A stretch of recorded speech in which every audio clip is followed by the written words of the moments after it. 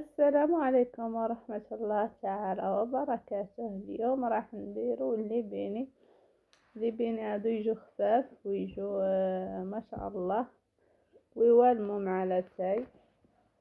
راح نبداو هنايا على بركة الله.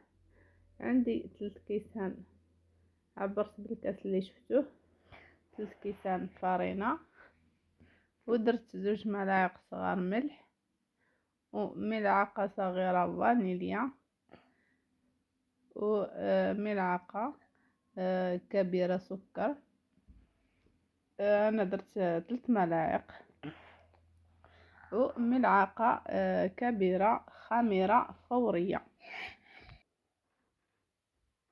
ونبدأ نعجن بالحليب. هنا ضفت نصف ملعقة صغيرة خميرة كيميائية، خميرة تاع الكاطو، ودرت 3 ملاعق زيت.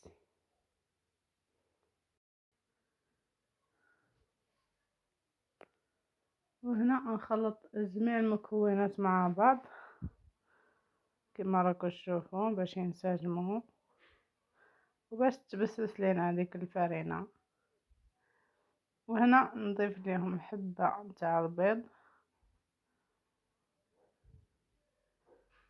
ونخلط ونبدا نعجن بحليب دافي كما راكم تشوفوا. راح نعجنها ومن بعد نرجع لكم. هنا بعد ما عجنتها، هذه هي العجينة تاعي، شوفوا كيف تجي. انا خليتها 1 ساعة. بعد ما خمرت هبطت لها الخمر، ومن بعد حللتها بالحلال ودرتها دوائر وخليتها تخمر 15 دقيقة. وهنا راني نقلي فيهم في زيت ساخن، يعني يكون على نار متوسطة كما راكم تشوفوا. ودوك راني نقلب فيهم. هذه الكمية الاولى اللي درتها كما راكم تشوفوا.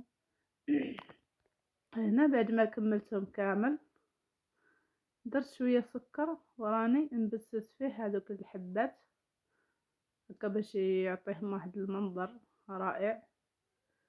هنا بعد ما كملتهم كامل بسستهم في هذاك السكر، نجيب موس ونقعد نحل فيهم او مقص ولا كل واحد باش متوفر عنده.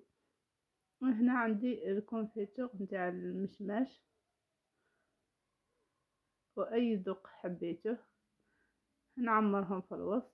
شوفوا كيف يجوا فارغين من الوسط، يجوا رائعين.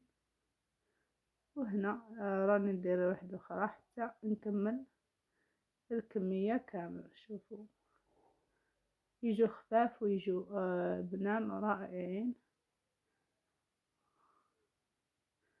ونعمرهم كامل حتى نكمل.